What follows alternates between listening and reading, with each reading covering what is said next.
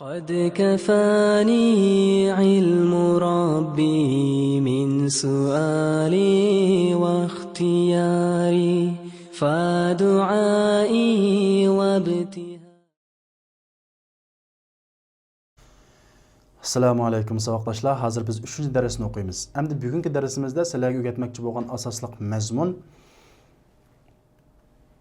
endi biz arab tilidagi ismlarni oxirini qo'sh pash o'qiymiz. Normal holatda, yolg'iz kelgan holatda qo'sh pash o'qiymiz. Masalan, baytun oxirini qanday o'qidik? Qo'sh pash. Kitobun qo'sh pash o'qidik. Shamsun qo'sh o'qidik. Qamarun qo'sh o'qidik. Demak, arab tilidagi har qanday ismlarni biz odatda mushundaq yolg'iz kelgan holatini nima o'qiymiz?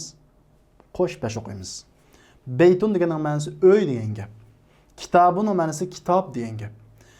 Bu uy deganni bildiradi, lekin hech qanday bir uqumliq biz biladigan uyni emas. Ya'ni uqumsiz. Qaysi uy bo'lsa bo'lsin, kimning uyi bo'lsa bo'lsin, bu yerda bir uqumsiz, noma'lum bir uyni ko'rsatadi. Kitobun desak, bu bir noma'lum kitobni bildiradi.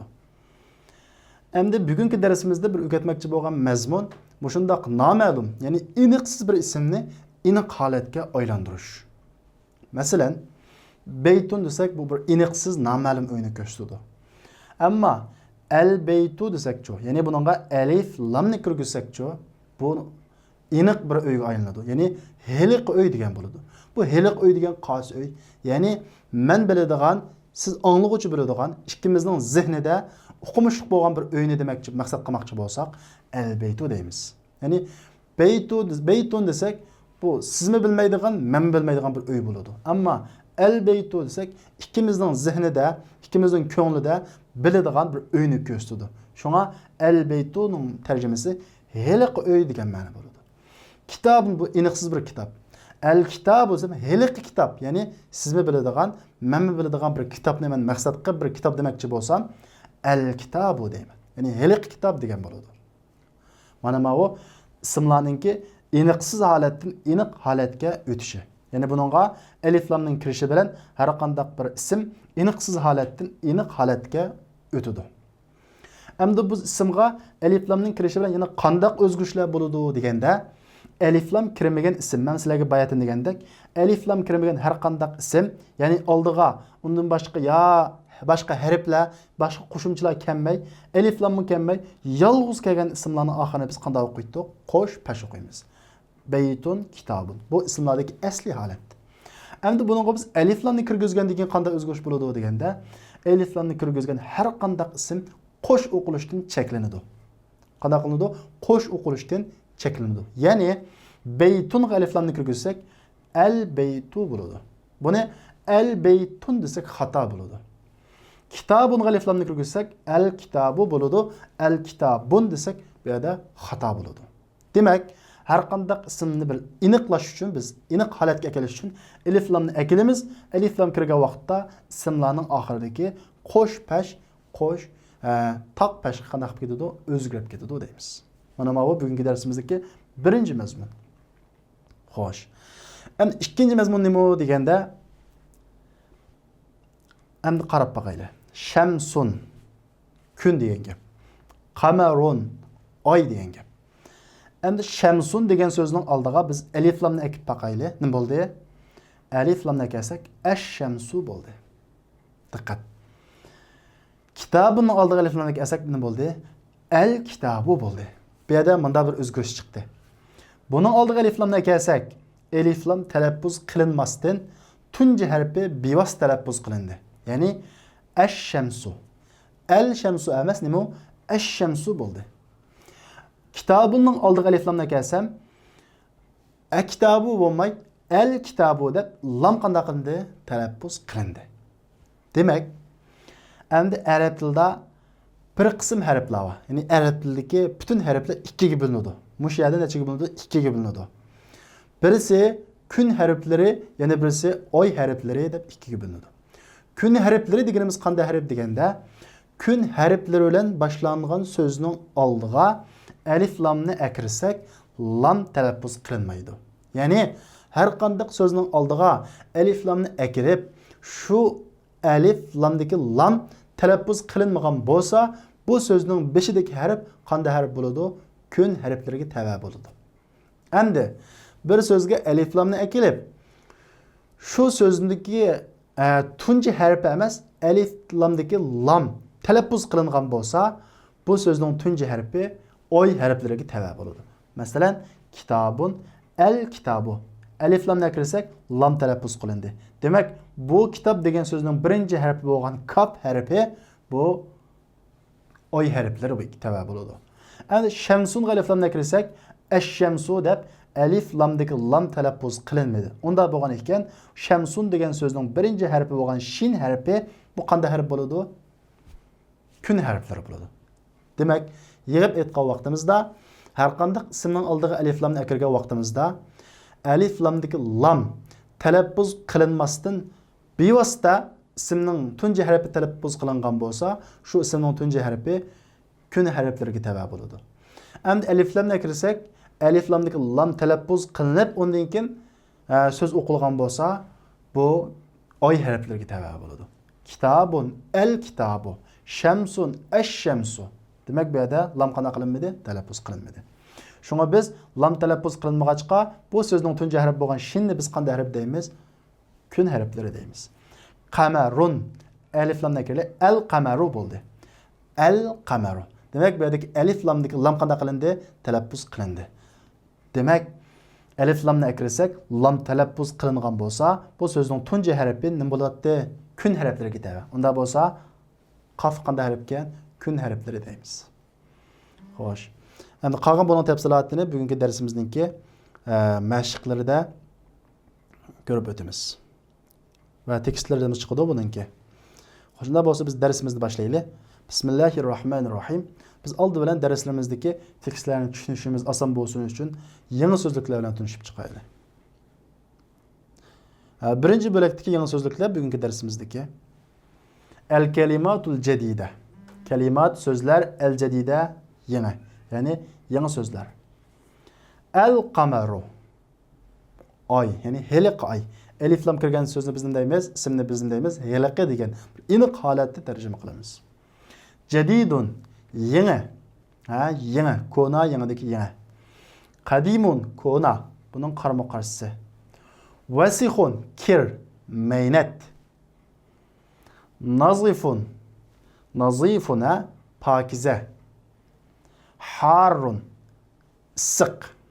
Buning ko'p hollarda ma'nosi issiq degan bo'ladi, yana biriga ochiq degan ma'noda. Harrun ochiq ma'noda. Baridun, sovuq. Barid, sovuq. Sagirun, kichik. Kabirun, cho'ng. Maftuhun, ochiq. Maksurun, sunuq. Thaqilun, ig'ir. Thaqilun nima? Ig'ir. Xafifun, yengil, qarama qarshisi. Jamilun, chiroyli. Vaqifun, urutruqliq, urutruqliq. Jalisun, o'ltiruqliq. Endi ikkinchi bo'lakdagi yangi so'zlarni o'qib o'taylik. El-kalimatul jadida, yangi so'zlar. Hulvun, tatliq, tatliq. Bu tatliq turimlardagi shakarning tatligi deganga o'xshash hulvunga ma'noda, tatliq. Maridun, kasal. Ad-dukkanu, dukan. G'aniyun, boy. Tawilun, egiz, uzun. Faqirun, kambag'al. Qasirun, pakar, qisqa. At-tuffahu, olma. Xo'sh, unda bo'lsa biz darsimizni boshlaylik.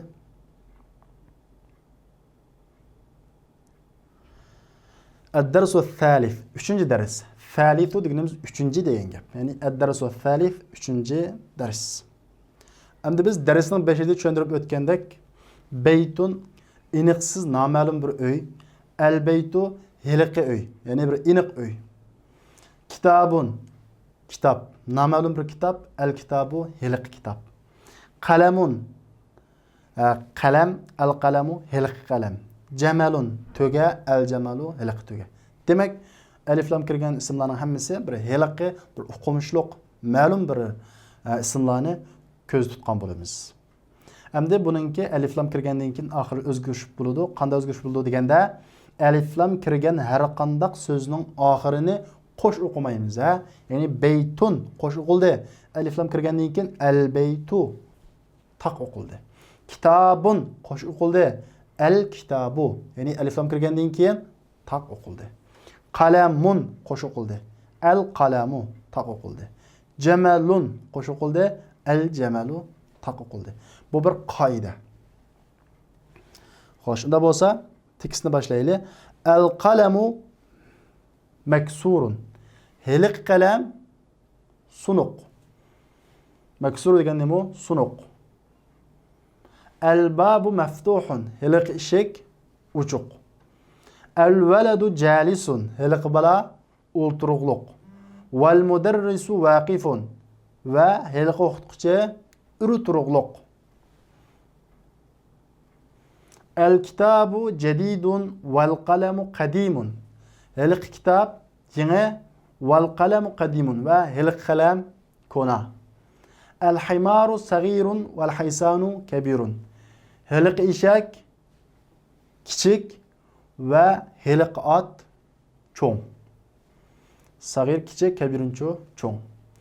Al kursiyu maksurun. Heliq o'rindiq sunuq. Al mindilu vasihun. Heliq lo'nga kir, maynat. Al ma'u baridun. Heliq suv so'g'uq. Al qamaru jamilun. Heliq oy chiroyli. Al baytu qaribun wal masjidu ba'idun. Heliq uy qarib, yaqin. Wal masjidu ba'idun. Va heliq masjid yiroq. Qaribun degan yaqin, ba'idun yiroq. Al hajaru thaqilun. Heliq tosh ig'ir val varaqu xafifun va heliq qog'oz yengil. Varaq degan qog'oz yengil. Al labanu harrun. Heliq sut issiq. Al qamisu nazifun. Heliq ko'nglak pokiza. Xo'sh, unda bo'lsa tekstimiz oyoqlashdi birinchi bo'lakdan. Endi ko'nikmalar keldi. Tamarin, ko'nikmalar. Iqra vaktub ma'a dabti awakhiril kalimat deydi. Iqra vaktub. O'qing va yozing. Ma'a bilan billah. Dabti bekitish. Dabti degan nima? Bekitish. Awakhir oxirlari kalimat so'zlar. Kalimat nima? So'zlar. Ya'ni so'zlarning oxirlarini bekitish bilan billah. Ma'a bilan billah. O'qing va yozing. Ya'ni so'zlarning oxirlarini bekitish bilan o'qing va yozing deydi. Xo'sh, endi bu mashq sizlarni nima talab qilmoqchi? Biz darsimizning 5-da so'zlab o'tgandek, alif lam kirgan so'zning oxirini qo'sh o'qimaymiz degan. Ya'ni alif lam kirmagan so'zning oxirini qo'sh o'qiymiz. Masalan, masjidun, al masjidu, al ma'u, ma'un, al baytu, babun, qalamun, al qalamu, al kalbu, kalbun, qamisun, waladun, al hajaru, al waladu, himarun, al himaru, al hisanu, hisanun. Xo'sh. Demak, sizlardan alif lam kirgandan keyin so'zning oxirini qanday o'qiymiz? Shuni sizlardan so'moqchi hozirgi bu mashqda. Sizlar buni tik mushu kitoblarga o'zinglar oxiriga belgi qo'yib ishlasanglar bo'ladi. Ikkinchisi iqro vaktub deydi. O'qib, yozing deydi. Xo'sh, endi bu mashq sizlarga daftarlarga yozib tarjima qilib ishlaydigan topshiriq. Men buningga sizlarga ikki ishlab beray. Al maktabu maksurun. Halaqa ustal sunuq. Al mudarrisu jadidun. Halaqa o'qituvchi yangi. Al qamisu wasihun. Halaqa ko'nglak nima? Kir. Al labanu baridun. Halaqa sut so'q. Demak, mushu holatda tarjima qilib daftarlarga arabcha va uyg'urchani yozsizlar. Bu sizlarga topshiriq. 3-mashq imla'il faragh fima yali biwad'il kalimatil munasibati min al kalimati taliyati. İmla to'ldiring degan gap. Farog bo'sh o'rin. Fima yeli tuvandiki ba bir harf vad'i boshqa bir so'z. Ba bilan vad'i quyish degan gap. Al kalima so'z. Munasiba munasib. Min dintin. El kelimat sözler. Kelime bo'lsa söz, kelimat bo'lsa sözler. Köpsük şekli. Et-taliye tüendiki. Fima yelimi tüendiki, taliyemi uçuğu tüendiki de tercüme kılsanlar buludu. Yani tüendiki sözleri den münasip sözünü kuyuş bilen be. Kuyuş bilen fima yeli tüendiki boş urunni to'ldiring deydi. Farog degan bosh o'rin, imla to'ldiring. Xo'sh, endi bizga bu yerda jumlaning bir egisini berdi. Ya'ni 5-ni deb tushunsanlar bo'ladi. Biz buni arab tilida jumlaning egisi deganda mubtada deymiz. Nima? Mubtada. Jumlaning egisini berdi. Endi jumlaningki xabari yo'q. Ya'ni xabari deganimiz jumlaningki to'liqlaydigan qismi, mazmunni to'liqlaydigan qismi. Ya'ni al-hajaru hiliqi tosh dedi. Endi jumlaning egisi bor. Jumlaning egisi tosh. Endi u tosh qanday tosh? Çoğun taş mı, küçük taş mı? Yenik taş mı, ağır taş mı? Demek cümlenin mezmununu tuluqlaydigan kısmı yok. Yani cümlenin mezmununu tuluqlaydigan kısmını biz Arap dilinde deymiz? Haber deymiz. Yani haber yok. El-hajaru hem de tüvenlik sözden qaysi münasib? Cemilun. Heliqi taş çıraylık demdoq? Yok. Vesihun taş mened demdoq? Yok. Ne deymiz? Faqilun. Heliqi taş ağır. Demek bununla şu logiki cihetimi maskıldıgan bir sözünü koyumuz. İkincisi el-babu. Heliqi işek cemilun demdoq? Yok. Ne deymiz? Meftuhun. Heliqi işek uçuq. El-kameru heliqi ay ne deymiz? Cemilun. Heliqi ay çıraylık. El-varaku heliqi qağaz ne deymiz? Hafifun. Yengil. Demek şunun o'xshash ishlaysizlar, bu sizlarga topshiriq. Buni kitoblarga shu boshqalarni o'qib ishlasanglar bo'ladi. To'rtinchisi imla'il faragh fi mayli. Imla'il faragh fi mayli bo'lsa, tuandagi boshini to'ldiring degan bo'ladi. Qaysi xil holatda qanday talab bilan to'ldiramiz? Bi wad'i kalimatin munasiba. Kalimatin munasiba degan munosib so'z degan gap. Bi wad'i quyish bilan, ba bilan wad'i quyish. Ya'ni munosib so'zni quyish bilan tüendeki boş ürününü to'ldiring deydi. Qaranglar. Endi bu mashqda jumlaning oxirisi bor. Ya'ni mazmunni to'liqlaydigan qismi bor. Biz jumlaning mazmunini to'liqlaydigan qismi nima degan? Xabar degan. Ya'ni jumlaning xabari bor. Endi jumlaning egisi yo'q, ya'ni bosh qismi yo'q. Demak bu yerga biz bir muvofiq jumlaning bosh qismi, ya'ni mubtadani kelamiz. Qaranglar. Bosh o'rin nazifun, pokiza deydi. Demak, pokiza nima pokiza? Ne deymiz? El-qamisu nazifun. Heliqi ko'nglak nima? Pokiza. Demak, bu shuni mos holatda bir nima kelamiz bu yerga? Bir jumlaning egisi 5 ni kelamiz. Ikkinchisi qaranglar. Maksurun, sunuq. El-qalamu maksurun. Heliqi qalam sunuq deymiz. Uchinchisi qaranglar. Bosh o'rin baridun. So'g'uq deydi. Nima so'g'uq? El-labanu baridun. Heliqi sut soğuk deymiz. Dördüncüsü qaribun. Nima yaqin?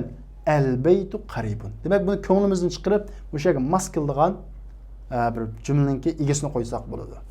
Endi qolganda buni o'zinglar ishlab baqing, ha? Bu sizlarga topshiriq. Xo'sh, endi biz bu yangi so'zlarni o'qib bo'lgan, unda bu darsimizning ikkinchi bo'lakka o'tib ketaylik. Endi biz darsimizning 5ida arab tilidagi bütün harflarni cho'ng jihatda ikki qismga bo'ldik. Ya'ni kun harflari, oy harflari deb. Kun harflari degan nima? Bu kun harflarini qanday bilamiz deganda, kun harf bilan boshlangan so'zning beshiga alif lam kirsa, alif lam talaffuz qilinmay, shu so'zningki tunji harfi bevosita talaffuz qilinadi. Masalan, rajulun desak, rani biz kun harfi deymiz. Kun harfi deymiz. Buning kun harflariga nimaga asosan kun harflari dedingiz deganda, rajulning oldiga alif lamni kirsak, ar-rajulu bo'ldi. Yani alif lamdaki lam qanday qilinmadi? Talaffuz qilinmadi. Lam talaffuz qilinmasa, bunun tunji harfidan bo'ladi kun harflari. Yani ar-rajulu. Demak, bu yerdagi tunji harf bo'lgan ra qanday harf ekan? Kun harflari ekan. Endi masalan, Beytundaki B harfini biz oy harfleri deymiz. Bu nimaga asosan oy harfleri dedingiz deganda, buni oldiga alif lamni kirsak, el beytu bo'ldi. Demak, alif lamdagi lam talaffuz qilindi. Demak, bu so'zning tunji harfi nima harf ekan?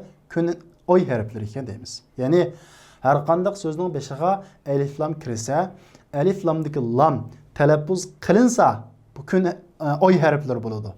Agar alif lamdagi lam talaffuz qilinmasa, bu kun harflari bo'ladi. Masalan, necmun, yulduz, alif lam kirdi, en necmu bo'ldi. Ya'ni lam talaffuz qilinmadi. Unda bu nun harfi qanday harf ekan? Kun harfi. Rajulun, er-rajulu, lam talaffuz qilinmadi. Unda bu qanday harf ekan? Ra, kun harflari. Dikun, xo'roz. Ad-diku, lam qanday qilinmadi? Talaffuz qilinmadi. Unda bo'lsa dal qanday harf ekan? Kun harflari. Talibun, o'quvchi. At-talibu. Demak, at-talibu deb lam talaffuz qilinmadi. Qa qanday harf ekan? Kun harflari. Xo'sh, bu sizlarga tushunishli deyman. Buni biz darsning 5-da tushuntirib o'tib bo'lgan. Endi birinchisi, bunning tekstlar kelaylik. An-najmu ba'idun. Heliqi yulduz yiroq deydi. Ar-rajulu waqifun. Heliqi odam uri turuqliq. As-sukkaru hullun. Heliqi shakar tatliq. At-talibu maridun. Heliqi o'quvchi kasal. Ad-diku jamilun. Heliqi xo'roz chiroyli. Ad-daftaru jadidun. Heliqi daftar yangi. At-tajiru ghaniyun. Heliqi savdogar boy. Ad-dukkanu maftuhun. Heliqi do'kon ochiq. Al-waladu faqirun. Heliqi bola kambag'al. At-tuffahu lavizun. Heliqi olma mizlik. Lavizun degan mizlik, tomoqning o'xshig'inga, mevlarning o'xshab pishqinga lavizun ishlatamiz. At-tabibu tawilun. Heliqi doktor igiz, wal maridu qasirun. Va heliqi kasal pakar deydi. Faqirun deganimiz nima? Kambag'al. Tamarin ko'nikmalar. Xo'sh, endi biz bu birinchi mashqdami? Biz dastlabki mashqimizda ishlagandek so'zlarningki iqro vaktub ma'dabti avaxir kalimat deydi. So'zlarning oxirlarini bekitish bilan o'qib yozing deydi. Ya'ni alif lam kirgandan keyin so'zning oxirini qo'shib qoldik taqmi. Mushunga diqqat qilasizlar. Masalan, al-ba deymiz. Ba bundam do'q yo'q. Al-babu taq o'qiymiz. Nima uchun? Alif lam kirganligi uchun. At-tajiru, an-najmu, al-qamaru, ad-diku, al-ma'u, as-sariru, al-baytu, al-masjidu, ar-rajulu, as-sukkaru, al-varaqu.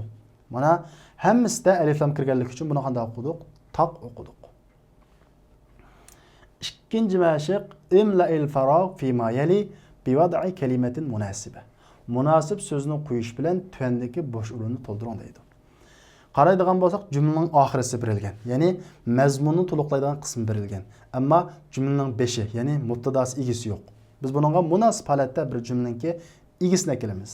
Qarang, boy deydi. Kim boy? At-tajiru ghaniyun deymiz. Hali qisodiga qanday? Boy. As-sukkaru hullun. Heliqi shakar tatliq. Bosh o'rin kasal deydi. Nima kasal? At-talibu maridun. Heliqi o'quvchi kasal. Bosh o'rin mizlik. Nima mizlik? At-tuffahu lavizun. Deganga o'xshash. Endi buning 5-6-sini o'zinglar ishlab boqinglar. 3-si ixtar kalimatan min al-qa'imati ba tunasibul kalimata allati fil qa'imati alif dedi. Xo'sh, endi biz bu yerga bizga alif va ba'dan iborat ikki tizimlik berilgan. Endi shu alif tizimligidagi munosib so'zni ba tizimligidagi munosib so'z bilan tutashtiramiz. Masalan, at-talibu lavizun. Damdoq, yo'q o'quvchiga nima bo'lmaydi? Mizlik bo'lmaydi. Ad-dukkanu maksurun. Do'kon sunuq damdoq, yo'q. Do'kon nima bo'ladi? Maftuhun. Do'kon ochiq bo'ladi. At-talib nima bo'ladi? At-talibu maridun. At-tuffahu lavizun bo'ladi.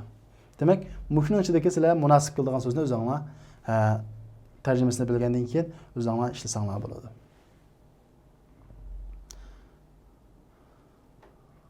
Xo'sh, unda bo'lsa, bizning darsimizning oxirida biz darsning 5-da so'zlagan oy harflari va kun harflari degan mushu harflarning tizimligi berilgan. Mana bu el-huruful qamariye. Bu oy harflari. Hurufu şemsiye, gün harflari. Xo'sh, qaraydigan bo'lsak, mana alif, ba, jim, ha. Bular hammasi qanday harflar? Oy harflari. Ya'ni oy harflariga nima qanday qarabdi? Oxirgi bir qatim buni takrorlab o'taylik. Oy harflari deganimiz beshiga alif lam kirsa, alif lamdagi lam talaffuz qilinadigan harflar. Kun harflari deganimiz beshiga alif lam kirsa, alif lamdagi lam talaffuz qilinmay, bevosita shu harf o'qilgan harflar. Masalan, al-babu, ba'ni biz oy harfi dedik. Mana babun ba bilan boshlandi. Bunga alif lamni kirgizsak, al-babu. Lam qanday qilindi? Talaffuz qilindi. Xo'sh, lam talaffuz qilinsa, bu oy harflari bo'ladi. Fa, thawbun deydi, kiyim deydi. Fa, al-thawbu. Xo'sh, endi fa bilan boshlangan bu al-thawbu degan so'zga alif lamni kirgizsak, al-thawbu bo'ldi. Ya'ni alif lamniki lam talaffuz qilinmay, bevosita al-thawbu deb fa talaffuz qilindi. Demak, alif lam kirgandan keyin lam talaffuz qilinmasa, bu qanday harf bo'ladi? Kun harflari bo'ladi. Xo'sh, endi bu yerda asosli hamma so'zlar sizlarga bu yangi, garchi buni sizlar o'rganishlardan talab qilinmasa-mu, buning tarjimasini deb beray.